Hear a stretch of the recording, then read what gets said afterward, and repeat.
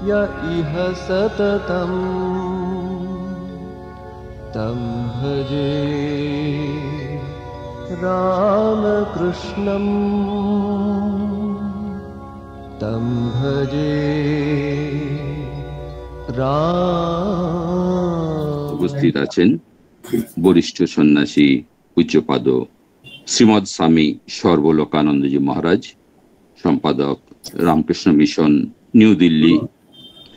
মহারাজকে আমরা সকলে আমাদের ভক্তিপূর্ণ প্রণাম জানাই। আজকে সন্ধ্যায় তাঁর ভাষণের বিষয় বর্তমান পরিস্থিতিতে ঠাকুর মা স্বামীজির বাণীর প্রয়োজনীয়তা। শ্রী রামকৃষ্ণ বিবেকানন্দ ভাবধারায় সর্বধর্ম সমন্বয় ও শিবজ্ঞানে জীব সেবার আদর্শে উদ্বুদ্ধ হয়ে আমাদের সামনে উপস্থিত এই দেব শিশু মহারাজ 1973 সালে শ্রী রামকৃষ্ণ মিশন সেবাশ্রম কঙ্খলে যোগ দেন ও সুদীর্ঘ 12 বছর রোগী নারায়ণের সেবায় ব্রতী ছিলেন। তারপর আরো বৃহৎ পরিসরে রোগী নারায়ণের সেবা কাজে 10 বছর তিনি সহ সম্পাদক হিসেবে এবং 12 বছর সম্পাদক হিসেবে তিনি রামকৃষ্ণ মিশন সেবাশ্রম সেবা প্রতিষ্ঠান কলকাতায় ব্রতী ছিলেন। পূজনীয় মহারাজ 2010 থেকে 2016 6 বছর মহানগরী মুম্বাইয়ে অধ্যক্ষ সহ সম্পাদক পদে সেবারত ছিলেন। 2016 থেকে 2023 পর্যন্ত তিনি নরেন্দ্রপুর রামকৃষ্ণ মিশনে অধ্যক্ষ হিসেবে কার্যভার সামলেছেন। বর্তমানে মহারাজ রামকৃষ্ণ মিশন দিল্লিতে সেবারত আছেন। বেদান্ত দর্শনের সর্বজনপ্রিয় বক্তা পূজনীয় মহারাজ বিভিন্ন সময়ে প্রাচ্য পাশ্চাত্যে অনেক আন্তর্জাতিক মঞ্চে এমনকি পার্লামেন্ট অফ রিলিজিয়নে শ্রী রামকৃষ্ণ বিবেকানন্দের সর্বধর্ম সমন্বয় ও বিশ্ব শান্তির বার্তা তুলে ধরেছেন। আমরা মহারাজকে অনুরোধ করব আজকের বিষয় বর্তমান পরিস্থিতিতে ঠাকুর মা স্বামীজির বাণীর প্রয়োজনীয়তার উপর তার মূল্যবান ভাষণ রাখার জন্য। সবাইকে অনুরোধ করব প্রত্যেকে যেন অডিও এবং ভিডিও দয়া করে মিউট রাখবেন। মহারাজ। ওম আসতো মা সদগময় তমসো মা জ্যোতির্গময় মৃত্যুর্মা অমৃতগময়। ওম শান্তি শান্তি শান্তি। প্রিয় ভক্তগণ, গতবার অনলাইনে এই বিষয়ের উপর বক্তৃতা দেওয়ার কথা ছিল, কিন্তু আপনারা সকলেই জানেন তখন সারা দেশ একটা সংকটের মধ্যে দিয়ে চলতে আরম্ভ করেছিল, যার জন্য সেদিন এই বিষয়ের উপর বক্তব্য রাখা সম্ভব হয়নি। যে অনেকেই আপনারা অনলাইনে উপস্থিত হয়েছিলেন, কিন্তু যে জন্য উপস্থিত হয়েছিলেন সেটি সম্ভবপর হয়নি বলে আমি অত্যন্ত দুঃখিত। আজকে একই বিষয় যেটি ঘোষক ঘোষণা করলেন সেই বিষয়ের উপর আমার বক্তব্য রাখতে চলেছি। আমি জানি না কি 45 মিনিট মিনিমাম বলতে হবে নাকি? হ্যাঁ মহারাজ 1 ঘন্টা সময় আছে মহারাজ, আপনি যতক্ষণ বলবেন আমরা শুনবো, সবাই অধীর আগ্রহে আছি। এবং আজকের দিনে এই বিষয়টি অত্যন্ত গুরুত্বপূর্ণ যে বর্তমান পরিস্থিতিতে শ্রীরামকৃষ্ণ মা সারদা এবং স্বামী বিবেকানন্দের বাণীর তাৎপর্য বা তাদের শিক্ষার তাৎপর্য, জীবন আদর্শের তাৎপর্য বা প্রয়োজনীয়তা। ঠাকুরমা স্বামী যা বলে গেছেন সেটি হচ্ছে শাশ্বত চির সনাতন কথা। যে কথাগুলি, যে শিক্ষাগুলি কেবল আজকের দিনের বলে নয়, সব সময়ের জন্য প্রযোজ্য, সব সময়ের জন্য প্রাসঙ্গিক এবং প্রয়োজনীয়। সেই জন্যে পূর্বেও তাদের শিক্ষা বাণী, মহাপুরুষদের হোক যাদেরই হোক, শাশ্বত বাণী প্রাসঙ্গিক ছিল, এখনো আছে, বর্তমানে ও ভবিষ্যতেও তা প্রাসঙ্গিক হয়ে থাকবে। বর্তমানে এই জন্যে বেশি করে প্রাসঙ্গিক যে সময়ের মধ্যে দিয়ে আমরা চলেছি, যে সংকটের মধ্য দিয়ে আমরা চলেছি, বিশেষ করে এই শতাব্দীতে দেখা যাচ্ছে বেশি করে অশান্তি, অস্থিরতা, অবিশ্বাস, যাকে ইংরেজিতে বলা হয় মিউচুয়াল আনরেস্ট বা মিউচুয়াল মিসট্রাস্ট। একে অপরকে আমরা বিশ্বাস করতে পারছি না। শুধু তাই নয়, এই বর্তমানে আমরা কিন্তু এই কনজিউমারিজম, যাকে বলে ভোগবাদের দিকে এগিয়ে যাচ্ছি।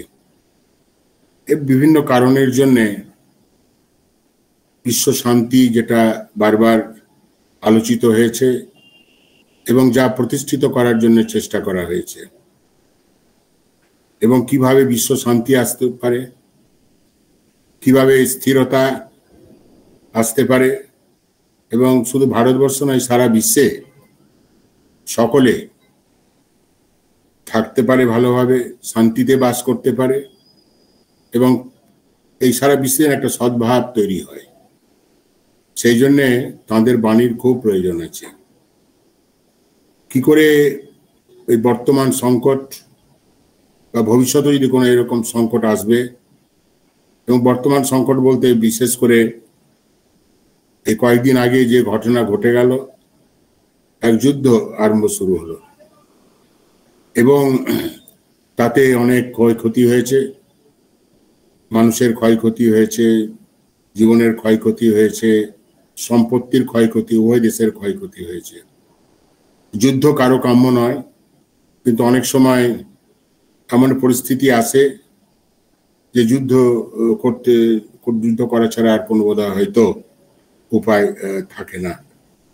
তো যাই হোক, এই স্বামী বিবেকানন্দ খালি ভারতবর্ষ পরিভ্রমণ করেননি। আপনারা জানেন, পরবর্তীকালে ভারতবর্ষ পরিভ্রমণ করার ফলে তিনি সারা বিশ্ব পরিভ্রমণ করেছেন। বিশেষ করে আমেরিকা, ইউরোপে বহুদিন ধরে কাটিয়েছেন এবং খুব কাছ থেকে সেই পাশ্চাত্য দেশের লোকদের দেখেছেন, তাদের কি সমস্যা এবং সেই সমস্যা কি করে সমাধান হতে পারে, বিভিন্ন ধরনের সমস্যা।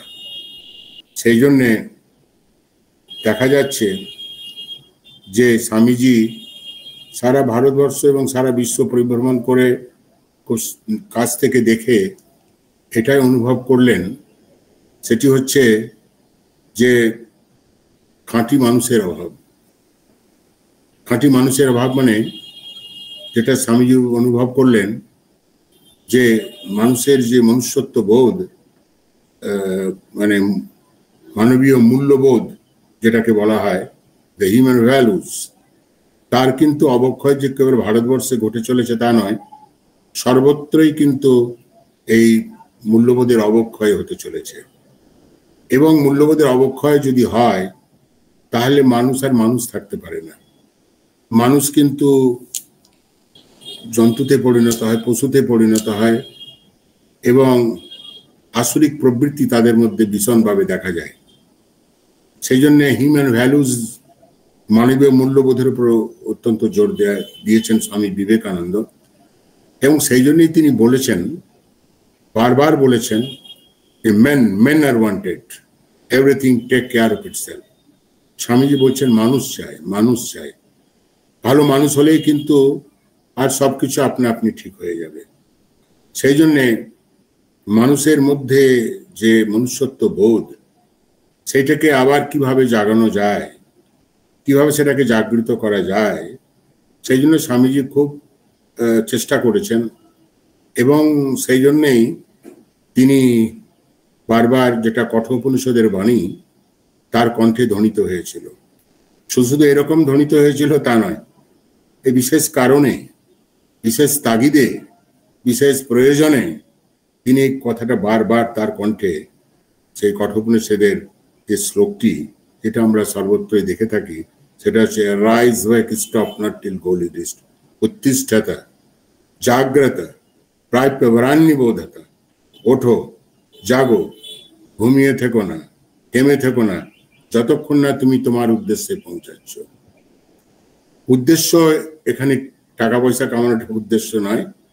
যেটি বলতে চাইছেন স্বামী বিবেকানন্দ, যে যদি এই কিনা মানুষের মধ্যে যে মনুষ্যত্ব বোধ, সেটা যদি জাগ্রত না হয়, অর্থাৎ মানুষের যে লক্ষ্য, স্বামীজি বলছেন যে লক্ষ্যে পৌঁছানো অবধি তুমি থামবে না। স্বামীজি এটাই চেয়েছিলেন যে প্রত্যেক মানুষের মধ্যে সেই মনুষ্যত্ব বোধের জাগরণ ঘটুক। অন্য ভাষায় স্বামীজি বলছেন যে প্রত্যেক মানুষের মধ্যে যে দেবত্ব আছে, সেই দেবত্ব যাতে জাগরণ ঘটে, দেবত্ব যাতে বিকশিত হয়, সেটা আমাদেরকে দেখতে হবে। কারণ যদি মানুষের মধ্যে সেই দেবত্ব বিকশিত হয় বা সেই মূল্যবোধ জাগ্রত হয়, তাহলে পরে কিন্তু দেখবেন যে অনেক সমস্যার কিন্তু সমাধান হয়ে গেছে। এবং এই যে আমরা দেখতে পাচ্ছি চারিদিকে দুর্নীতি, ব্যভিচার, অনাচার, অনাসৃষ্টি, যেগুলো আমরা বলে থাকি, যেগুলো আমরা দেখছি, রন্ধে রন্ধে দুর্নীতি, এটা একমাত্র কারণ হচ্ছে যে মনুষ্যত্ব বোধ, মনুষ্যত্ব যে মূল্যবোধ, সেটাকে কিন্তু আমরা হারিয়ে ফেলেছি। ধীরে ধীরে কিন্তু এটা কমে যাচ্ছে। সেই জন্য স্বামীজি বলছেন যে মেন আর ওয়ান্টেড। আমি এমন মানুষ চাই যে মানুষ দেশের জন্য, সমাজের জন্য, নিজের পরিবারের জন্য সেবাভাবে সমস্ত কিছু কাজ করবে। এবং যেটাকে স্বামীজি বারবার বলতে চেয়েছেন যে যাতে সবাই যাতে মানে সেরকম নাগরিক হয়ে ওঠে, এনলাইটেন সিটিজেন যাকে ইংরেজিতে বলে। আমরা সবাই নাগরিক, এ বিষয়ে কোনো সন্দেহ নেই, কিন্তু আমাদের প্রশ্ন হচ্ছে really we are enlighten citizen? আমরা সবাই কি সেই ঠিক ঠিক নাগরিক হবার যোগ্য? বা ঠিক ঠিক নাগরিক হলে পরিবারকে, সমাজকে, দেশকে যেভাবে দেখা উচিত সেভাবে কি আমরা দেখতে পাচ্ছি? আমার মনে হয় হয়তো সেভাবে আমরা দেখতে পাচ্ছি না। আমরা নিজেকে নিয়ে এতই ব্যস্ত হয়ে গেছি, এবং ব্যস্ত থাকার ফলে আমরা কোথায় যাচ্ছি এবং আমাদের মনুষ্যত্ব বোধ কোথায় গিয়ে দাঁড়িয়েছে, আপনারা প্রায় আমরা আলোচনা করে থাকি। আমরা সংবাদপত্রে পড়ি, টিভি দেখি, এসব করি, আলোচনা করি, এবং আমরা হাই হাই করি কোথায় গেল দেশটা, কোথায় হয়ে গেল, আজকাল আগে ছিল না, এখন হচ্ছে। তার কারণটা আমাদের বুঝতে হবে, কেন এরকম হচ্ছে, কেন মানুষ এত হিংস্র হয়ে উঠেছে, কেন সারা বিশ্ব হিংসায় উন্মত্ত। যদি আমরা দেখি সব জায়গায় মারকাট, যুদ্ধ বিগ্রহ, রেসারেসি, রক্তাক্ত ব্যাপার চলছে, কেন? ওয়াই? তার কারণটা আমাদের জানতে হবে। কারণটা জানলেই কিন্তু তার সেই সমস্যার সমাধান আমরা করতে পারি। কারণটা একটি জায়গায়, মূলত যে আমরা আমাদের মধ্যে যে মনুষ্যত্ব বোধ আছে, human values, tremendous erosion of human values, প্রচন্ডভাবে মানবিক মূল্যবোধের অবক্ষয়, যাকে ইংরেজিতে বলে মানবিক মূল্যবোধের অবক্ষয়, এটা হচ্ছে, যার ফলে আমরা দেখতে পাচ্ছি মানুষ হয়েও কিন্তু মানুষের মতন আমরা কাজ করতে পারছি না। শ্রীরামকৃষ্ণ বলছেন, আপনার খুব ভালো উক্তি, তিনি মানুষের সংজ্ঞা দিচ্ছেন। মানুষের সংজ্ঞা কি? মানুষের সংজ্ঞা অনেক দিয়েছেন, কিন্তু শ্রীরামকৃষ্ণ 4টি অক্ষরে মানুষের সংজ্ঞা দিচ্ছেন। আমার মনে হয় না, নিশ্চিতভাবে বলা যেতে পারে এমন সুন্দর সংজ্ঞা আর কেউ দিয়েছেন কিনা মনুষ্যত্ববিদ যারা আছেন, আমার জানা নেই। যাই হোক, তিনি বলছেন মানুষ মানে মান হুঁস। মান হুঁস মানে কি সম্পর্কে হুঁস, কি সম্পর্কে সজাগ হওয়া। আমরা যে বলি ঠাকুরের কথাটা, কি সম্পর্কে সজাগ হওয়া, সেই সম্পর্কে হুঁস হওয়া, সেই সম্পর্কে অবগত হওয়া, কি ব্যাপারটা? মান মানে কি? আমি ডাক্তার, ইঞ্জিনিয়ার, বহু টাকা আছে, বহু পয়সা আছে, বহু বাড়ি ঘর আছে, সেই সম্বন্ধে অবগত না। মান হচ্ছে মনুষ্যত্ব বোধ, এবং মানুষ হলে কতগুলো যে গুণ থাকে, যে হিউম্যান কোয়ালিটিস যাকে বলে, স্টার্লিং হিউম্যান কোয়ালিটিস, আমাদের মধ্যে কিছু মনুষ্যত্ব বোধের গুণ আছে বলে আজ আমরা মানুষ বলে পরিগণিত হতে পেরেছি। তাহলে মানুষ আর পশুর মধ্যে কিন্তু বাইরের দিক দিয়ে তার কোনো তফাৎ নেই। কেন নেই?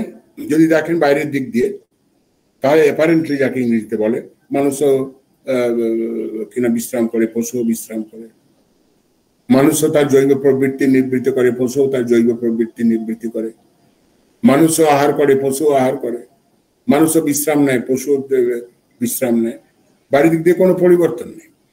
কিন্তু তা তো হতে পারে না। মানুষ আর পশুর মধ্যে বিরাট পার্থক্য রয়েছে। দ্য ফান্ডামেন্টাল ডিফারেন্স, মানুষের পশুর ফান্ডামেন্টাল ডিফারেন্স, এগুলো আমাদের ভাবা উচিত। আমরা তো ভাবি না, এগুলো ভাবা উচিত। এইটাই মানুষের পশুর মধ্যে পার্থক্য, যে মানুষ চিন্তা করতে পারে, মানুষ একটা চিন্তা শক্তি বোধ আছে।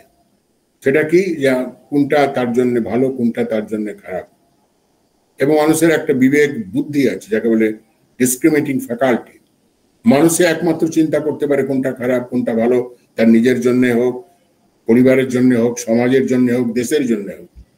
মানুষে একমাত্র চিন্তা করতে পারে, পশু জন্তু জানোয়ার কিন্তু চিন্তা করতে পারে। সেই জন্য ঠাকুর যে বলছেন, কি বলছেন? মান হুঁস, অর্থাৎ কতগুলি মানবিক গুণ আছে।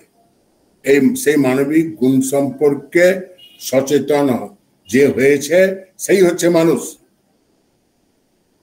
আমরা কিন্তু সকলেই আমাদের মানবিক গুণ সম্পর্কে সচেতন নই। We are not fully aware.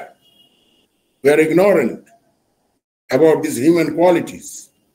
আজ যদি আমরা প্রত্যেকে এই মানবিক গুণ যেটা থাকা উচিত প্রত্যেকের মধ্যে, সেই সম্পর্কে যদি আমরা সজাগ হতাম, সচেতন হতাম, নিশ্চয়ই আজকের সমাজ, আজকের দেশ, আজকের বিশ্ব কিন্তু চেহারাটা কিন্তু অন্যরকম হতো, ডেফিনেটলি অন্যরকম হতো। সেই জন্য শ্রীরামকৃষ্ণ বলছেন যে মানুষ মানে হচ্ছে মানুষ।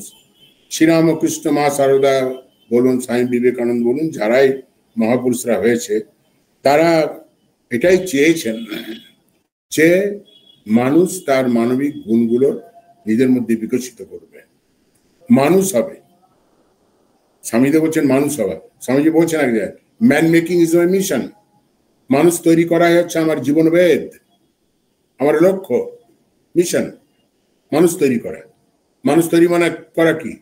কারণ মানুষ তৈরি করা মানে আপনারা সকলেই জানেন, ছেলেকে মানুষ করতে হয়, মেয়েকে মানুষ করতে হয়, মানে ওই কোনো রকমের ভালো স্কুল কলেজে ভর্তি করে দেওয়া, কিছু ভালো নম্বর নেওয়া, তারপরে কি, তারপরে আবার করা কিনা, ওই বিয়ে থা করা, ভালো চাকরি বাকরি করা, এই সব চলে আর কি।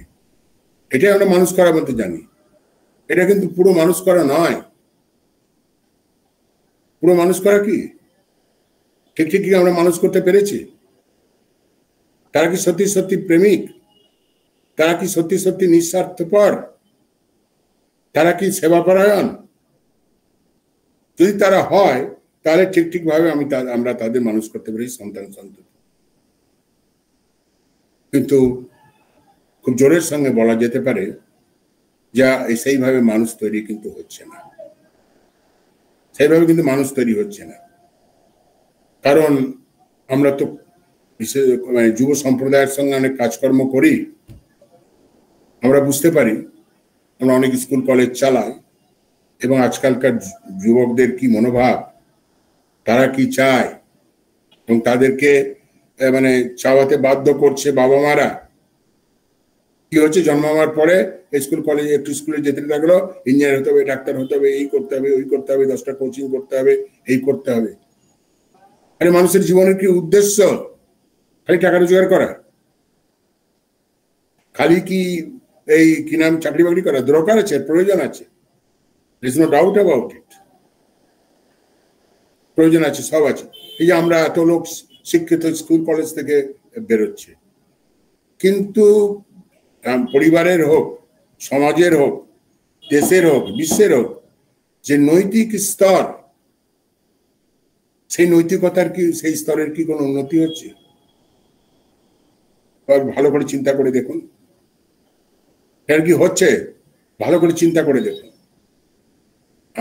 এবং খুব জোর দিয়ে বলা যেতে পারে সেই রকম ভাবে কিন্তু নৈতিক স্তর দিক দিয়ে কোনো উন্নতি হচ্ছে না।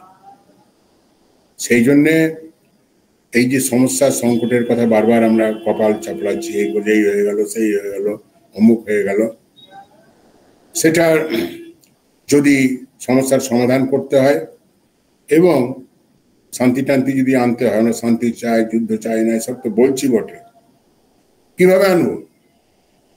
এটা কোনো আইন প্রণয়ন করে হয় না। স্বামীজি আগে খুব সুন্দর কথা বলছেন পাশ্চাত্য দেশের লোকদের উদ্দেশ্যে বলছেন, দেখো তোমাদের দেশে পার্লামেন্ট দেখলাম, অ্যাসেম্বলি দেখলাম, অনেক কিছু আইন প্রণয়ন হয়, অনেক কিছু বিল পাস হয়, তাতে কিছু হবার নয়। বিল পাস করে, নিয়ম আইন করে সবকিছু ঠেকানো যাবে না। সবকিছু যে ঠেকাতে হয়, সবভাবে থাকতে হয়, অমুক করতে হয়, ভালোভাবে চলতে হয়, শান্তিতে থাকতে হয়, তাহলে আমাদের নিজেদের আত্মিক উন্নতির প্রয়োজন আছে। যে কথাটা বারবার আলোচিত হচ্ছে, সেই ভাষায় যদি বলি, তার মধ্যে আমাদের আধ্যাত্মিক উন্নতির প্রয়োজন আছে। এই আধ্যাত্মিকতার অভাবে আজ শুধু ভারতবর্ষ নয়, সারা বিশ্ব আজ উদ্বেলিত। সেই জন্যে যে স্বামীজি বলছেন, যে কথাটা শ্রীরামকৃষ্ণ বলছেন, মা সারদা বলছেন, মা সারদা কি বলছেন? মা সারদা আমাদের মনে হয়, মা সারদা আজকালকার এই আধুনিক যুগে সব কি বলবেন উনি তো অশিক্ষিতা, ঘোমটার আড়ালে থাকতেন, কিছুই বুঝতেন না, হ্যাঁ, অশিক্ষিতা ইত্যাদি। তিনি কি আবার বলবেন এই আধুনিক সমস্যার কথা বা তার সমাধানের কথা? যদি মায়ের কথা পড়েন তাহলে দেখবেন যে মা এই বর্তমান যে সমস্যা সংকটের কথা আমরা বলছি, তার সমাধানের সূত্র তিনি কিন্তু দিয়ে গেছেন। কিন্তু দুর্ভাগ্য হচ্ছে আমরা পড়ি না, আমরা জানি না তাদের কথা। মা অশিক্ষিত, আর কি বলবেন, কি জানবেন? এই শান্তির কথা বলছেন। মা আজ প্রায় 100 বছরের আগে যুদ্ধ নয়, বিগ্রহ নয়, শান্তি চাই, শান্তি স্লোগান দিচ্ছি, ঘুরে ঘুরে বেড়াচ্ছি, কিভাবে আসবে শান্তি? সেই জন্য মা সারদা 100 বছর আগে বলে গেছেন। আপনাদের মনে আছে নিশ্চয় কি বলে গেছেন? সেটা বলেছেন, মনে আছে মানে কি, মনে আর থাকতে পারে, কিন্তু সেটা কাজে আমরা কিন্তু প্রতিফলিত করছি না। মা সারদা বলছেন, আপনার মায়ের শেষ উপদেশ কি ছিল? মা যখন শরীর ত্যাগ করবেন, শরীর খুব খারাপ, ভক্তরা বুঝতে পারছে, তখন বলছেন, একজন ভক্ত, মহিলা ভক্ত মাকে বলছেন, মা আপনি তো হয়তো আর কয়েকদিন পরে চলে যাবেন, থাকবেন না, তা আমরা কি নিয়ে থাকবো, আমাদের কি হবে? মা কি বললেন আপনাদের তো অনেকেরই জানা। মা বললেন, দেখো বাবা, যদি শান্তি পেতে চাও তাহলে কারো দেশ দেখবে না, দোষ দেখবে নিজের, কাউকে পর ভাববে না, সকলে আপনার গভীরে চিন্তা করেন হয়তো, যে সত্যি যদি আমি বিশ্ব শান্তি সব ছেড়েই দিলাম, যদি পরিবারেও শান্তি চান, পরিবারে যদি খুব সুন্দরভাবে সৎভাবে থাকতে চান, লড়াই ঝগড়া, টিপ্পনি কাটা, পেছনে এ করা, লাগা যাকে বলে বাংলায়, এসব থেকে যদি এটা কমাতে চান, তাহলে নিজের দেশ দেখবার চেষ্টা করুন, অপরের দোষ দেখবেন না। আমাদের অসুবিধাটা কোথায় জানেন? তবু আমি বলছি, আমাদের অসুবিধাটা কোথায় পরিবারে আজকালকার দিনে যেটা আমরা দেখি, সেটা হচ্ছে কি, আমি হাজব্যান্ড ওয়াইফের দোষ ধরছে, ওয়াইফ হাজব্যান্ডের দোষ ধরছে, এই তুমি এ করছো না বলে, তুমি এই করছো না, তুমি এই করছো না। তারপরে অনেক কারণে একটা অবিশ্বাসের দানা বাঁধে, যেটা বলছিলাম প্রথমে, মিউচুয়াল মিসট্রাস্ট, পরস্পরের মধ্যে যে অবিশ্বাস জন্মায়, এবং অবিশ্বাস জন্মে তারপরে কি হলো, অবিশ্বাস জন্মে তো ছাড়াছাড়ি হয়ে গেল।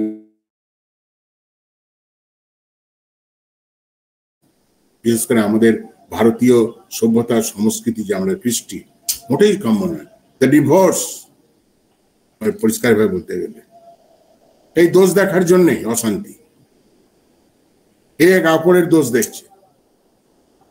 আরে নিজের দোষটা আগে দেখা উচিত, মা বলছেন। আমরা বড় বড় কথা বলি, এসব আজকাল স্লোগান শুনি, সেসব কথা মা আগেই বলে গেছেন। বসুধৈব কুটুম্বকম, সারা বিশ্ব আমার পরিবার, কেউ পর নয়। আরে মা কত 100 বছর আগে বলে গেছেন যে কেউ বাবা, কেউ সবাই আপনার, কেউ তোমার পর নয়। যে কথাটা, মায়ের কথাটা হাজার হাজার বছর আগে উচ্চারিত হয়েছে মনীষীদের কণ্ঠে, শাস্ত্রে, বসুধৈব কুটুম্বকম, whole family, whole world is your family. তো এই যে মা বলে গেলেন, এই কথাটা যদি আমরা পালন করার চেষ্টা করি, তাহলে যে বর্তমান সংকট সমস্যা যা আছে তার কিছু সমাধান হতে পারে।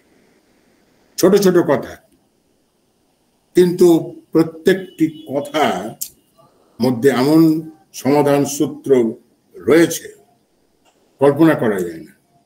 সেখানে আমাদের একটু চিন্তা করতে হবে, আমরা করি না, আমরা জীবনে তা পালন করি না। খালি চিৎকার চেঁচামেচি হইচই এসব করলে সমস্যার সমাধান হবে না। হচ্ছে তো এত দিন ধরে শাউটিং, স্লোগান, অমুক তমুক, হেনা তেনা, এই চলছে। আজকে কয়েক বছর ধরে আন্দোলন চলছে, নানা রকম হচ্ছে বিভিন্ন জায়গায়। তার ফল কি হচ্ছে? এই আজ হবে কাল হবে, এই হচ্ছে, কোর্ট কাছারি হচ্ছে। তার সমস্যার সমাধান এখনো হলো না। আমি খুব প্র্যাকটিক্যাল কথাগুলো বলছি, তত্ত্ব কথা বললে তার লাভ নেই এখন। তো সেই প্র্যাকটিক্যাল কথা সেটা হচ্ছে না। এই যে স্বার্থপরতা, তাকে বলে সেলফ সেন্টার্ডনেস, আমাদের এমন ভাবে গ্রাস করতে আরম্ভ করেছে, নিজে ছাড়া আর কিছু আমরা বুঝি না। আটার সেলফিশনেস, এটাও কিন্তু আমাদের এসব অশান্তির, এসবের অনেক কারণ। আমি আমি আমি আমি আমার আমার আমার আমার দরকার আছে ঠিকই, কিন্তু স্বার্থ, স্বামীজি খুব সুন্দর কথা বলছেন। আমরা আধ্যাত্মিকতার কথা বলছি, আমরা ভালো হবার কথা বলছি। স্বামীজি বলছেন যে unselfishness is the test of spirituality. নিঃস্বার্থপরতাই হচ্ছে আধ্যাত্মিকতার সূত্র। টেস্ট অফ স্পিরিচুয়ালিটি, পরীক্ষা। নিঃস্বার্থপরতাই হচ্ছে আধ্যাত্মিকতার সবকিছু, ভালো হওয়ার সবকিছু। এত আপনার সেলফ সেন্টার হয়ে গেছে। তো সেই জন্য স্বামীজি বলছেন নিঃস্বার্থপর হও।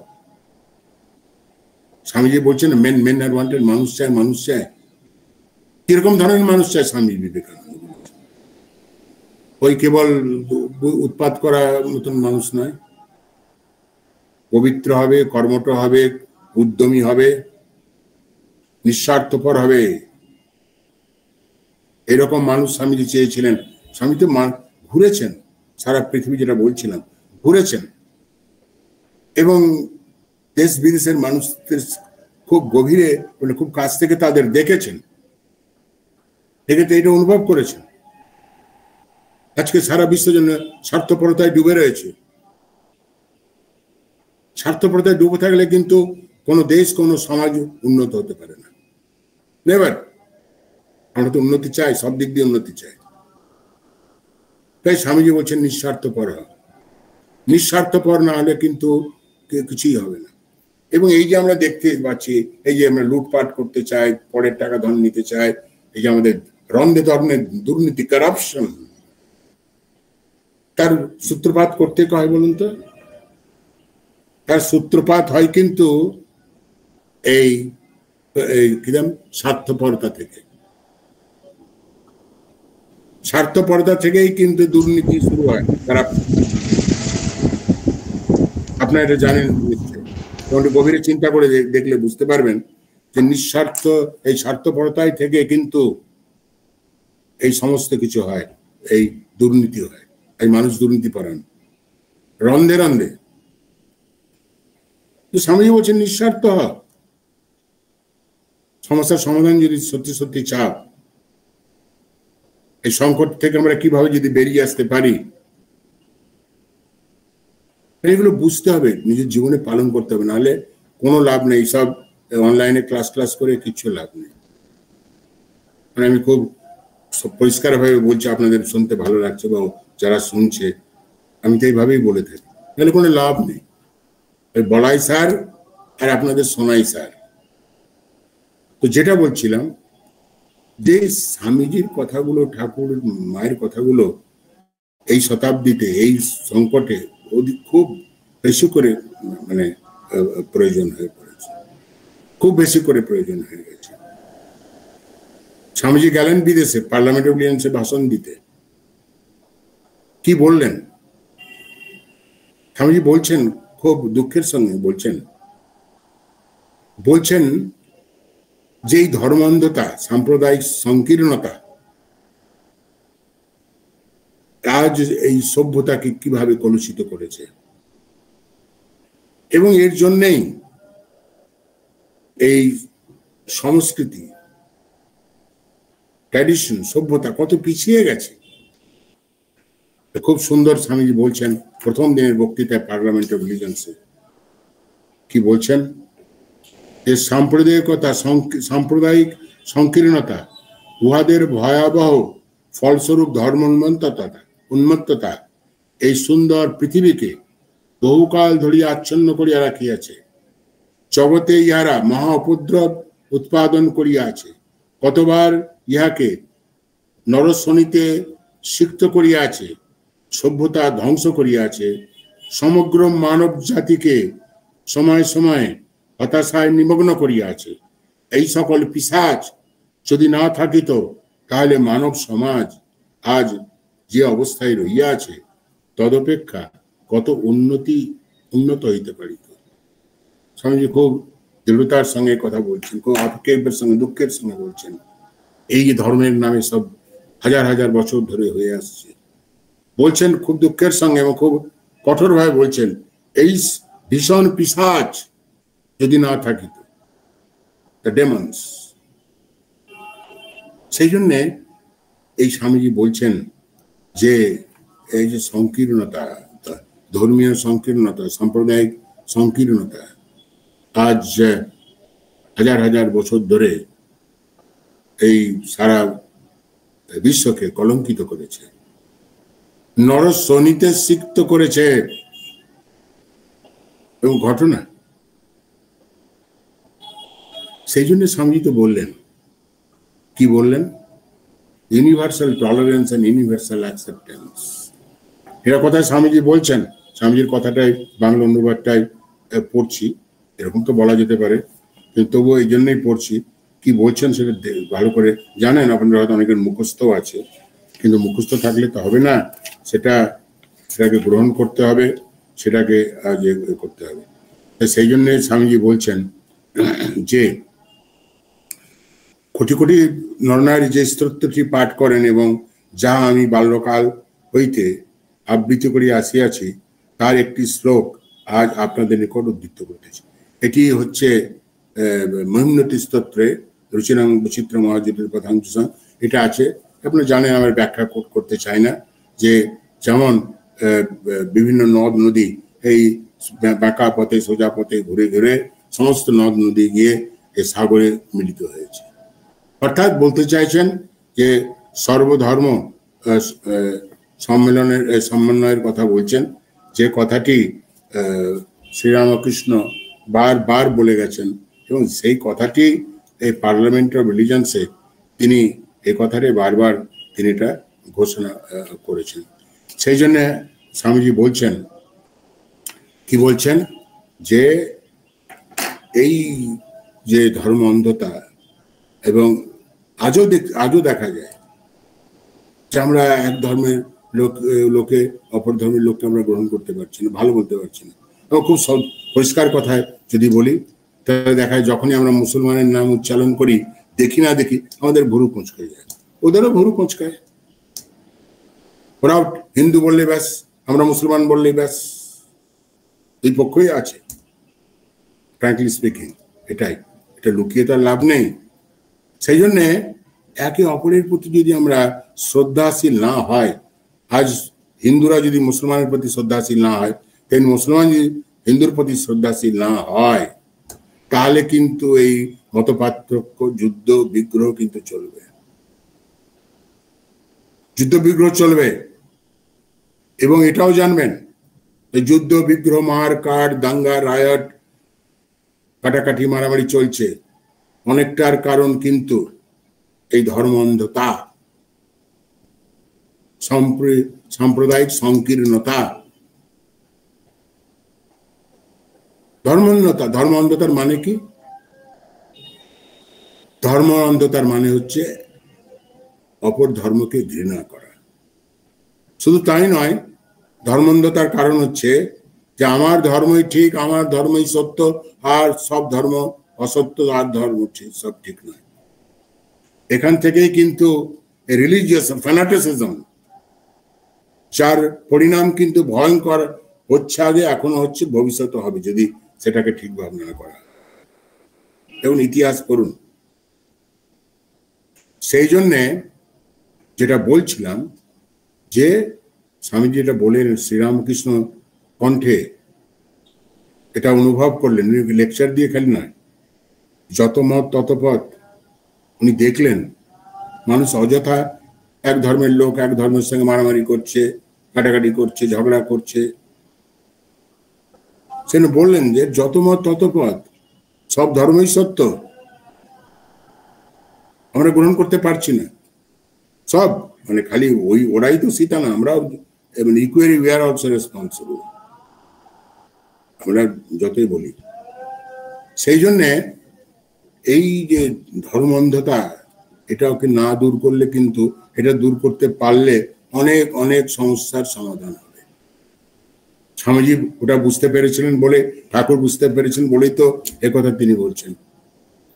এবং স্বামীজির যে সেই লেকচার যে দিয়েছিলেন, তার লাস্টের লেকচার বিদায় অভ্যর্থনা, বিদায় লেকচারে বলছেন, খুব সুন্দর কথা বলছেন এবং খুব আশা রেখে গেছেন। কি বলছেন যে আমি স্পষ্টভাবে বলিয়া দিতেছি, তাহার ন্যায় লোকদের বাধা প্রদান সত্ত্বেও শীঘ্রই প্রত্যেক ধর্মের পতাকার উপরে লিখিত হইবে বিবাদ নয় সহায়তা, বিনাশ নয় পরস্পরের ভাবগ্রহণ, মতবিরোধ নয় সমন্বয় ও শান্তি। মতবিরোধ নয় সমন্বয় ও শান্তি কি আশা করে গেছেন তিনি, যাতে সমন্বয় থাকুক, পরিবারে থাকুক, সমাজে। হারমোনি খালি রিলিজনে থাকলে হবে না, পরিবারের মধ্যেও সমন্বয় থাকতে হবে, হারমোনি থাকতে হবে, পরিবারে, সমাজে, সব জায়গায় সমন্বয় থাকুক, শান্তি থাকুক। বলছেন বিবাদ নয় সহায়তা, বিনাশ নয় পরস্পরের ভাবন। কি কথাটা বলে গেলেন দেখুন। স্বামীজি অনুভব করেছিলেন, তিনি তো মন্ত্রদষ্টা ঋষি, তিনি অনুভব করেছিলেন যে এই জিনিস না হলে কিন্তু খুব মুশকিল। এবং মুশকিল, কত মুশকিল বুঝতে পারছেন। দেখুন স্বামীজি এই কথাগুলো কবে বলে গেছিলেন? এই 1893 খ্রিস্টাব্দে 11ই সেপ্টেম্বর। তার 100 বছর পরে ওই দিন 11 সেপ্টেম্বরে কি ঘটনা ঘটলো এখন আমি প্রশ্ন করতে পারছি না আপনাদের, কেন একদিকে মাইক বন্ধ তো, সব ওইদিকে বলতে পারেন। সেটা হচ্ছে 100 বছর পরে যেটা ঘটলো, প্রায় টুইন টাওয়ার নিউ ইয়র্ক আমেরিকায় ধূলিসাৎ হয়ে গেল। এটা হতো না যদি স্বামীজি 100 বছর আগে যে কথাগুলো বলে গেলেন, পার্লামেন্ট, সারা বিশ্বের সামনে যে কথাটা বলে গেলেন পার্লামেন্টারি রিলিজিয়ন্সে, মহা ধর্ম সম্মেলনে, মতবিরোধ নয় সমন্বয় শান্তি, বিনাশ নয় পরস্পরের ভাবগ্রহণ, বিবাদ নয় সহায়তা। এই কথাটা যদি আজ আমেরিকাবাসী হোক, সারা বিশ্ববাসী যদি শুনতো, কিছুটা গ্রহণ করার চেষ্টা করত, তাহলে হয়তো সেই টুইন টাওয়ারের এই দুর্ঘটনা হয়তো ঘটতো না, ঘটতোই না। সেই জন্য স্বামীজির কথাগুলো এত প্রাসঙ্গিক, প্রয়োজনীয়তা যেটা কথা আমরা সাবজেক্টে আপনারা দিয়েছেন, বলতে বলেছেন, সেখানে ওই স্বামী তো কথা বলে গেলেন কি আমাদের করা উচিত। স্বামীজি তো ওষুধ প্রেসক্রিপশন লিখে গেলেন, কিন্তু ওষুধটা খেতে হবে তো আমাদের। স্বামীজি তো আর মুখে ঢুকিয়ে দিয়ে চলে যাবেন না, খেতে হবে আমাদের ওষুধটা। অর্থাৎ আমাদের প্রচেষ্টা থাকতে হবে কি করে আমরা সেটাকে আত্মসাৎ করব, সেটা কি করে আমরা নিজের জীবনে প্রয়োগ করব। স্বামী তো প্রেসক্রিপশন করে চলে গেছেন 100 বছর আগে, ঠাকুরও চলে গেছেন, মাও প্রেসক্রিপশন দিয়ে চলে গেছেন। সমস্ত ব্যাধি মানে এই যে অশান্তি, এই যে অসুবিধা, এই মার্কার দাঙ্গা, এও তো একরকম ব্যাধি। এই ব্যাধির কি প্রেসক্রিপশন তিনি দিয়ে গেছেন, ডায়াগনোসিসও দিয়ে গেছেন, করে দিয়ে গেছেন কি কারণ, এবং প্রেসক্রিপশনও করে দিয়ে এই করো, এই খাও, করো, এই করো, এই করো, এই করা উচিত। হচ্ছে কোথায়? মা বলে গেলেন খুব কথা, যেটা খুব সকলের কাছে অ্যাপিলিং, বর্তমান যুগে হোক বা পরবর্তীকালে হোক, বাবা সহ্যের সমান কোনো গুণ নেই। সহ্যের সমান কোনো গুণ নেই। আমি মায়ের কথা, মায়ের বাণী। কেন সহ্যের সমান গুণ নেই? বিরাট গুণ। যে সয় সে রয়, যে সয় সে রয়। আমরা সহ্য করতে পারছি না বলেই তো থাকছি না, মারামারি করছে, কাটাকাটি করছি, সব হয়ে যাচ্ছে গোলমাল। এটা অন্য দিক দিয়ে অনেকে প্রশ্ন করেন, সেটাও আমরা জানি। সহ্য করতে করতে তো আমরা আমাদের পিঠ ঠেকে গেছে একদিকে। মা ওই কথা বলেননি। মা বলছেন কোনটা গ্রহণ করবেন, কোনটা তুমি গ্রহণ করবে, কোনটা তুমি সহ্য করবে, যেটা যুক্তিযুক্ত, গ্রহণযোগ্য, সেইটা সহ্য করো। সহ্য করার একটা সীমা আছে। মা একবার সীমার বাইরে গিয়ে সহ্য করতে বলছেন না। যেটা সহ্য করা উচিত আমাদের, পরিবারে হোক, সমাজেই হোক, খানিকটা তো অ্যাডজাস্ট করতেই হবে। অ্যাডজাস্ট না করলে আপনি এই পৃথিবীতে, সমাজে, পরিবারে থাকতে পারবেন না। To some extent you have to adjust. আপনার একটু সহ্য করে নিতে হবে। আপনার সহ্য করেন না, প্রত্যেকেই সহ্য করে। সেই জন্য মা বলছেন বাবা সহ্য করো। যে সহ্য করে সে, যে সয় সে রয়, जो सहता है वो रहता है।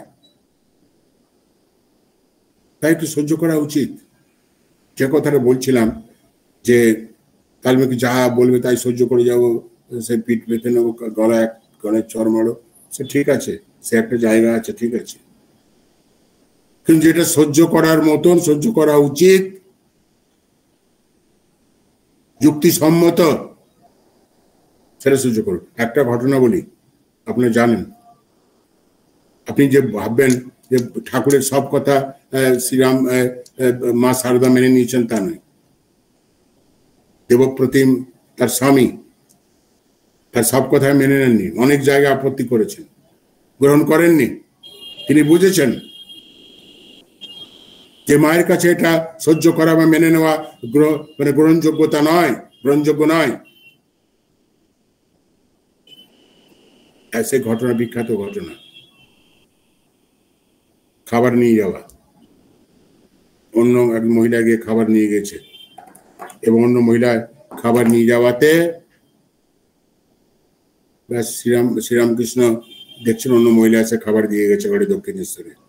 খুব সংক্ষিপ্ত ভাবে বলছেন, আপনাদের জানা, তবুও পুনরাবৃত্তি করি। ঠাকুর খাননি, খাবার যেমন ছিল তেমনি রাখা আছে। কিছুক্ষণ পরে মা আসছেন, মা শারদা, জিজ্ঞেস তুমি খেলে না, এখনো খাবার পড়ে রয়েছে। খুব অভিযোগের সঙ্গে শ্রীরামকৃষ্ণ বলছেন, তুমি তো জানো যে আমি অপরের খাওয়া, ছোঁয়া খাওয়া খেতে পারি না, সহ্য করতে পারি না। আর তারপরে কি বলছেন, সেটা খুব ভাইটাল। বলছেন বলো, মাকে দিয়ে অঙ্গীকার, বলো আর কোনোদিন যার তার মহিলার হাতে খাবার আমার ঘরে পাঠাবে না, আমার জন্য ওদের হাত দিয়ে পাঠাবে না। মা কিন্তু অঙ্গীকার তো করলেনই না, কি উত্তর দিলেন? মা উত্তর দিলেন যে আমি তা পারবো না। যদি আমাকে মা বলে কেউ ডাকে তাকে আমি ফিরিয়ে দিতে পারবো না, তার হাতে আমি খাবার পাঠাবো। অর্থাৎ যে মাতৃত্ব, বিশ্ব মাতৃত্ব মা সারদা, তার কাছে এটা গ্রহণযোগ্য নয়।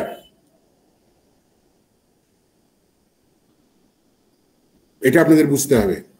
গ্রহণ করলেন না, ঠাকুরের কথা গ্রাহ্য করলেন না। আরেকটি ঘটনা, এই যে মা বলে গেছেন তার কারণ আছে, কতটা বলে গেছেন, কি বলে গেছেন, সেটা আমাদের বুঝতে হবে। আর কি ঘটনা, সেই ঘটনাটি কি, যে বলছেন যে এ করা কি নাম, ওই মায়ের কাছে বিভিন্ন ধরনের লোক যেত, তাদের স্বভাব চরিত্র ভালো থাকতো না। মায়ের কাছে তো অবারিত দ্বার ছিল মহিলা। ঠাকুরের কানে এসছে, অভিযোগ এসছে যে মা এইসব চরিত্র ভালো নয়, স্বভাব, তাদের সঙ্গে মা কথাবার্তা বলেন, তাদেরকে আস্কারা দেন বা কথাবার্তা বলেন, এন্টারটেন করেন যাকে বলে। ঠাকুরের কাছে মাকে একদিন বললেন, ঠাকুরকে মানে মাকে ঠাকুর একদিন, দেখো তোমার কাছে বিভিন্ন ধরনের মহিলারা আসে, অনেকে অভিযোগ করে তাদের স্বভাব চরিত্র ভালো নেই, তাদের সঙ্গে মেলামেশা বা কথাবার্তা না বললেই ভালো। মা কি বললেন? ও পারবো না, আমার কাছে মা বলে যে কেউ আসবে, আমি কাউকে ফিরিয়ে দিতে পারবো না। সেই জন্য বলছিলাম যে এই কথা ঘটনার দুটো বললাম কেন, যে আপনার অনেকেই হয়তো মনে থাকবে সহ্য করতে বলেছেন, কতটা সহ্য করবো, যতটা করা উচিত, যতটা গ্রহণযোগ্য, যতটা নিয়ম সম্মত, ততটা আমরা সেই কথা গ্রহণ করবো, ততটাই সহ্য করব। আজকে পরিষ্কার ভাবে বলি, আপনাদের বলতে দ্বিধা নেই, আজ ভারতবর্ষ পাকিস্তানকে আক্রমণ করেছে, কিন্তু তার আগেও অনেকবার হয়েছে, অনেক বোঝানো হয়েছে, অনেক আগেও বোঝানো হয়েছে, আগেও ভয় দেখানো হয়েছে, অনেক কিছু করা হয়েছে, কিন্তু তবুও দেখা গেল এত কিছু করার পরেও আফটার পার্টিশন তারা কিন্তু উপদ্রব করেই চলেছে। সত্যি কথা বলতে আমাদের দোষ-ত্রুটি থাকতে পারে ভারতে, তাদের পক্ষ থেকে অনেক দোষ-ত্রুটি, অনেক জ্বালা যন্ত্রণা সব সময় আমাদের অশান্তিতে রেখেছে, টেনশন।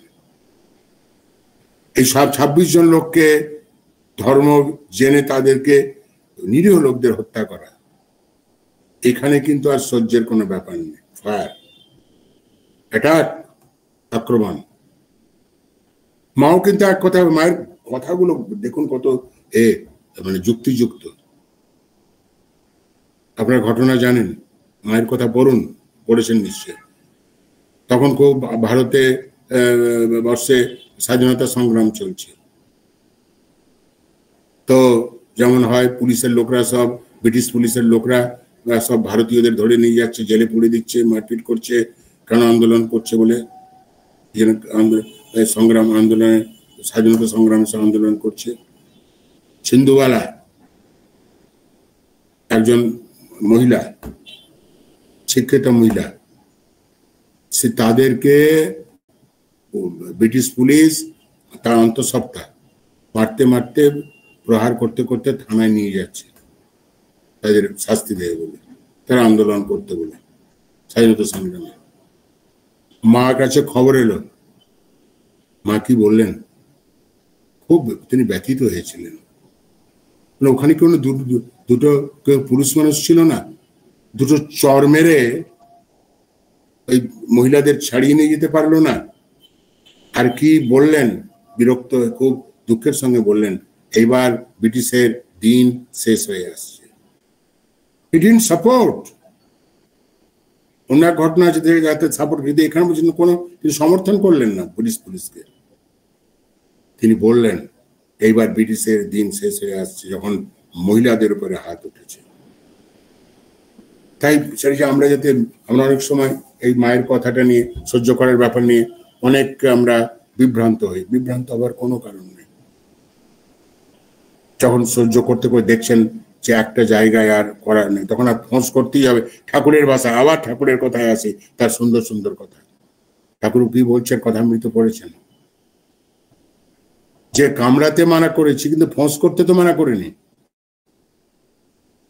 সেই বালকরা কি নাম সাপকে ঘোরাচ্ছে, মারছে, পিটছে, কিন্তু ঠাকুর বললেন, যে ব্রহ্মচারী বললো দেখো, তখন সে যে মরার মতন পড়ে আছে, ঘটনা আমি বলছি না, আপনারা সবাই জানেন। অর্থাৎ যে ফোঁস করা, ফোঁস করতে হবে, প্রয়োজনে ফোঁস করতে হবে। সে পরিবারেই হোক, পরিবারেও ফোঁস করেন, ভয় দেখান ছেলেদের, এদের করতে হবে, ফোঁস করতে হবে, রিটালিয়েট করতে হবে। যদি আরো একটু অন্য ভাষায় রিটালিয়েট করা যায়, প্রতিরোধ করা, প্রতিঘাত করা করতে হবে। সেই জন্যে ঠাকুরমা স্বামীজির কথাগুলো করুন। সমস্ত কথাগুলোর মধ্যে সমাধান সূত্র রয়েছে, ক্যাপসুল, জায়গা একবার ভেতরে সব সমাধান সূত্র রয়েছে। কথামৃত পড়ুন, পড়ার পরে বলুন যে আমাদের পারিবারিক জীবনের হোক, সামাজিক জীবনের হোক, রাষ্ট্রীয় জীবনের হোক, আন্তরাষ্ট্রীয় জীবনের হোক, সে জাগতিক দিক দিয়ে হোক, আধ্যাত্মিক দিক দিয়ে হোক, সব সমস্যার সমাধান সূত্র আছে। আপনার প্রশ্ন উত্তর কালে বলে দিন আমাকে, যে না মহারাজ এই সমস্যার সমাধান সূত্র তো কথামৃতে নেই। সব আছে, পড়ুন পড়ুন পড়ুন, রিড গসপেল অফ শ্রীরামকৃষ্ণ। ধন্যবাদ, নমস্কার। হিংসায় উন্মত্ত পৃথ্বী, নিত্য নিঠুর দ্বন্দ্ব, ঘোর কুটিল পন্থ তার, লোভ জটিল বন্ধ। নূতন তব জন্ম লাগি কাতর যত প্রাণী, কর ত্রাণ মহাপ্রাণ আনো অমৃত বাণী। বিকশিত কর প্রেম পদ্ম চির মধু নিঃসন্দ, শান্ত হে মুক্ত হে, হে অনন্ত পুণ্য। করুণা ঘন ধরণী তল, কর কলঙ্ক শূন্য। মহারাজকে আমরা আভূমি প্রণাম জানাই, তার এই প্রাঞ্জল ভাষায় অমূল্য বক্তব্য রাখার জন্য। এখন প্রশ্নোত্তর পর্ব। প্রশ্নোত্তর পর্বে আপনারা আজকের বিষয়ের সঙ্গে প্রাসঙ্গিক রেখে নিজেদের প্রশ্ন করবেন, আনমিউট করে বা চ্যাট বক্সে আপনাদের প্রশ্ন দিতে পারেন। মহারাজ, মা বলেছেন, মহারাজ প্রণাম, মা বলেছেন যেখানে যেমন সেখানে তেমন। তো এখন তো সেটাই হচ্ছে, যেখানে যেমন সেখানে তেমন। সবসময় যে সহ্য, আপনি যে বললেন সবসময় যে সহ্য করতেই হবে, তার কোনো মানে নেই। অবস্থা বুঝে যেখানে যেমন সেখানে তেমন, আমি বলে দিচ্ছি, যেখানে যেমন সেখানে তেমন, অবস্থা বুঝে সব করতে হবে। সেই কোনখানে কি করবো সেটাও তো একটা বড় অবস্থা নিজেই বুঝতে পারবেন। ধরুন একটা কোনো ঘটনা ঘটেছে, সেখানে আপনি কতটা সহ্য করবেন, কতটা বলবেন, কতটা বকবেন, চুপ করে থাকবেন, আপনি নিজেই বুঝতে পারেন। আপনি সংসারে রয়েছেন, সংসারে ম্যানেজ করেন, তো অনেক সময় তো এইভাবে ম্যানেজ করে। দরকার হলে যখন দেখবেন অবস্থা বুঝে করবেন, অবস্থা যেরকম হবে সেই রকম, যেখানে যেমন সেখানে তেমন হবে, তাই অবস্থা বুঝে করতে হবে। এটাকে বলে অ্যাডজাস্টমেন্ট। আবার আপনি সংসারে যারা আছেন তারা সবাই বুঝতে পারেন যে এখানে আমার বলা উচিত, কতটা সহ্য করা উচিত, কতটা আমি এগিয়ে গিয়েও মানে বিরোধিতা করব বা রিটালিয়েট করবো, এই তো আপনি নিজেরাই বুঝতে পারেন। নেক্সট কি আছে বলুন, নেক্সট কোশ্চেন। আর কারো প্রশ্ন থাকলে করুন।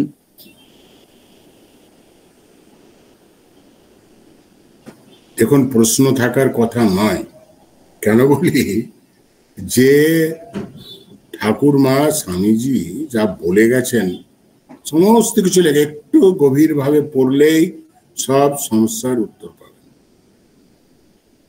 সব প্রশ্নের উত্তর পাবেন। এত সহজ সরল করে ওনারা বলে গেছেন।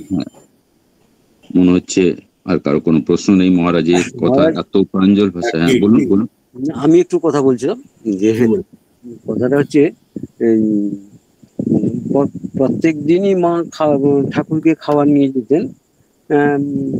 ওই একদিন বিধর্মী একটা মেয়ে যে খাবার নিয়ে গেছিল, তাহলে তখন রিপিট করুন, প্রশ্নটা বলুন। হ্যাঁ, প্রশ্নটা হচ্ছে যে তাহলে মা কিন্তু যে কথাটা বলছেন যে আমাকে মা বলে ডাকলে আমি তাকে ফেরাবো না, কিন্তু ঠাকুরের কি সূচি ছিলেন? সূচি যাকে বলা হয় যে সূচি অসুচি ব্যাপারটা কি ঠাকুরের মনের মধ্যে? ঠাকুরের সূচি অসুচি ব্যাপার ছিল তো। শুনুন, কেন ঠাকুর এই কথা বললেন? ঠাকুরের শরীর এত পবিত্র ছিল, এত পবিত্র যে অপরের ছোঁয়া খাবার টাবার তিনি খেতে পারতেন না, তার খুব কষ্ট হতো। তা এটা কি ভালো ছিল? এটা কি মানে এটা কি একদিক দিয়ে ভালো বলি? না, ভালো মন্দের কথা নয়, এটা ঘটনা, ভালো মন্দ কিছু নয়। যে ঠাকুর খেতে পারছেন না বলেছেন, যে অন্য কারো খেতে পারি না, এটা অন্যায়ের কিছু নয়। এটি না খেতে পারে তো ঠিকই বলেছেন, আমি খেতে পারি না। অনেকে অনেক অনেক আমরাও জানি মহারাজদের, উচ্চধারের মহারাজদের প্রণাম সকলের গ্রহণ করতে পারেন না, তাদের খুব কষ্ট হয়, কারণ তার শরীর এত পবিত্র শরীর। এই যে অনেকেই বলে যে ঠাকুরের ক্যান্সার কেন হয়েছিল, ঠাকুর তো দেবতার মানুষ। অনেকে বলে, অনেক তার ঠিক আছে, গিরিজের সব পাপ নিয়ে ঠাকুরের গলায় ক্যান্সার, ঘটনাটাই হতেও পারে। সেই ঠাকুর অন্যায় করেছে কি নাই করেছে বলে কিছু কথা, তবু তো ঠাকুর নিলেন। তো জানেন যে এত লোকের পাপ গ্রহণ করতে হচ্ছে তাকে, এবং গিরিশের মতন লোক, যেটা উদাহরণ, খুব বড় উদাহরণ, এটা নিয়ে তো তবুও ঠাকুর নিয়েছে, শরীর খারাপ হলেও তো নিয়েছেন। এদিকে ঠাকুরের গলায় ক্যান্সার হয়েছে, তো এই শেষের দিকে কাশীপুর উদ্যান বাড়িতে ছিলেন, এই গলায় ফুটো হয়েছে, দরদর করে রক্ত পড়ছে ফুটো দিয়ে। ডাক্তারেরা বলেছেন বেশি কথাবার্তা বলবেন না লোকের সঙ্গে, তাহলে আপনার কষ্ট বাড়বে, রোগের কোনো সুস্থ হবেন না। ঠাকুর কিছু মানছেন না, সকলের একে অগ্রাহ্য করছেন, বাধা নিষেধ ডাক্তারে অগ্রাহ্য করে তিনি ভক্তের সঙ্গে অনর্গল কথা বলছেন তাদের উন্নতির জন্য। মুখ দিয়ে কথা বলছেন, আর এই নিচের দিক দিয়ে রক্ত দরদর করে বেরোচ্ছে ফুটো দিয়ে। এখানে ঠাকুর তো করেছেন, ঠাকুরের সহ্য না হলেও করেছেন, তো কোনো অন্যায় অন্যায়ের তো কোনো ব্যাপার নেই। Thank you. ঠিক আছে, বুঝতে পারলাম, প্রণাম নেবেন। নমস্কার। এখন ধন্যবাদ জ্ঞাপন মহারাজকে ধন্যবাদ জ্ঞাপন করবেন যুব সৈনিক শ্রী পূর্ণশশী হালদার মশাই। ঠাকুর মা স্বামীজিকে আমার সশ্রদ্ধ প্রণাম। সেই সঙ্গে শ্রীমৎ স্বামী সর্বলোকানন্দজি মহারাজকে আমার সাষ্টাঙ্গ প্রণাম। মহারাজ তার বহুমূল্য কার্যসূচিকে সংক্ষিপ্ত করে আমাদের এই অনলাইন অনুষ্ঠানে তার এই অসাধারণ বক্তব্য রাখার জন্য ইয়ং সোলজার্স অফ স্বামীজির পক্ষ থেকে আন্তরিক কৃতজ্ঞতা জানাই। এছাড়া শারদায় নারী জাগরণের যে সমস্ত মায়েরা এবং ইয়ং সোলজার্স অফ স্বামীজি যে সমস্ত সদস্য উপস্থিত আছেন, তাদের সবাইকে আমার আন্তরিক কৃতজ্ঞতা। অনুষ্ঠানটি সুন্দরভাবে পরিচালনা করার জন্য সুবীর কুমার দাস মহাশয়কে এবং পিনাকি মন্ডল ভাই, যিনি শান্তি মন্ত্র পাঠ করলেন, এবং পরবর্তীতে রামপ্রসাদ সাহা যিনি করবেন, তাদের সবাইকে আমার আন্তরিক শ্রদ্ধা ও কৃতজ্ঞতা জানাই। এছাড়াও এই অনুষ্ঠানটাকে সফল করার জন্য যারা বিভিন্নভাবে ইউটিউবে দেয়া এবং তার আগের থেকে বিভিন্ন রকম প্রোগ্রাম করা, মহারাজের সঙ্গে যোগাযোগ করার জন্য যে মানসবাবু করেন, তাদের সবাইকে আমার আন্তরিক কৃতজ্ঞতা জানাই। জয় ঠাকুর, জয় মা, জয় স্বামীজি, জয় গুরুদেব। ধন্যবাদ। এরপরে আমাদের সমাপ্তি সঙ্গীত পরিবেশন করবেন যুব সৈনিক রামপ্রসাদ সাহা মহাশয়।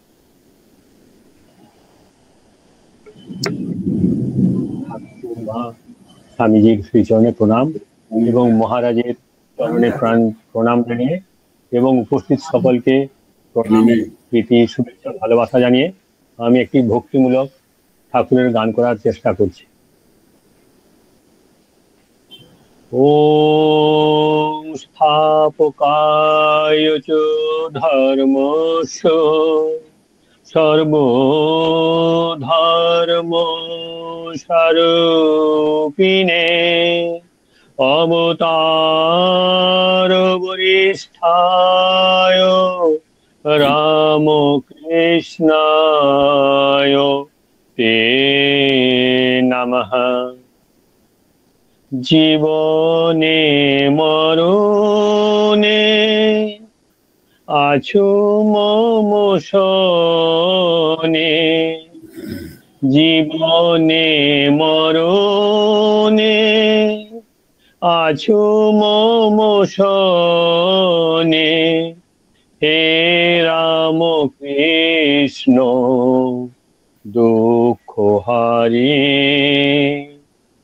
হে রাম কৃষ্ণ দুঃখ হারি।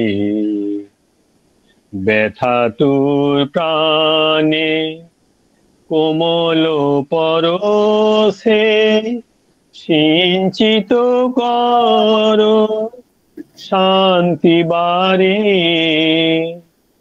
হে রাম কৃষ্ণ দুঃখ হারি, হে রাম কৃষ্ণ দুঃখ হারি।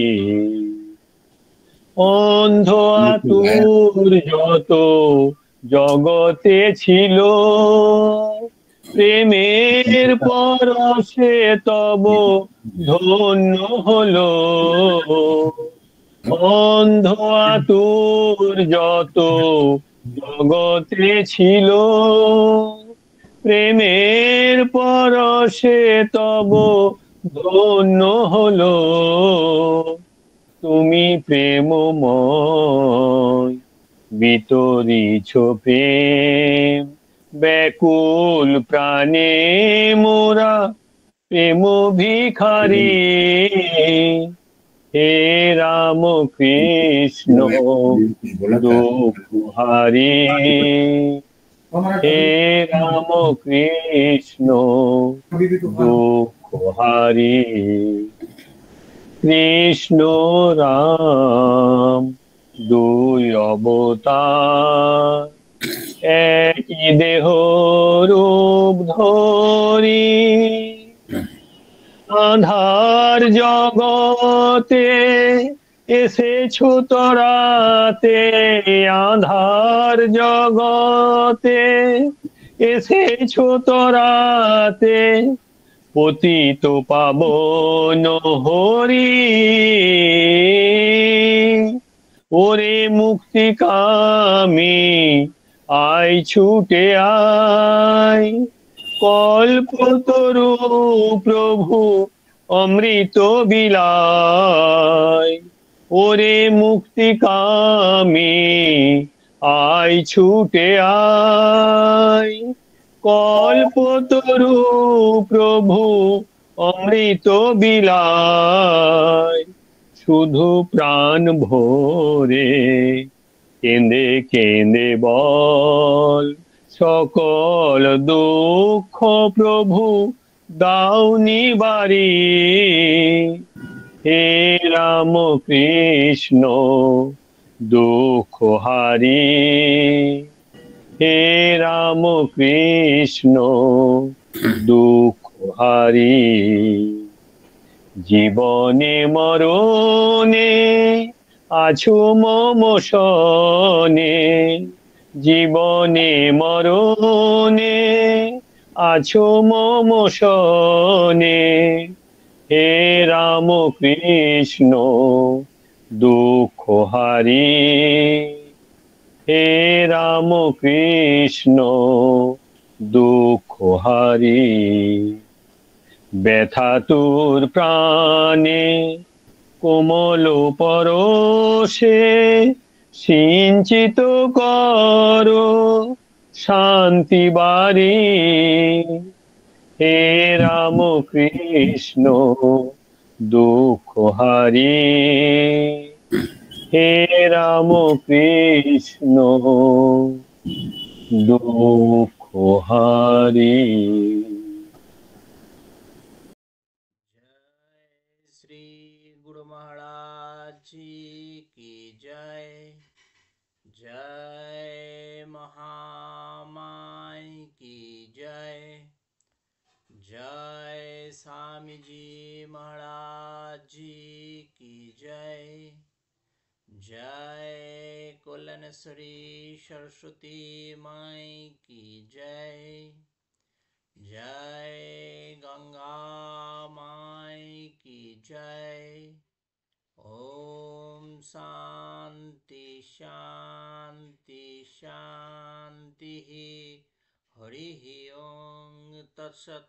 श्री राम कृष्ण अर्पणमस्तु।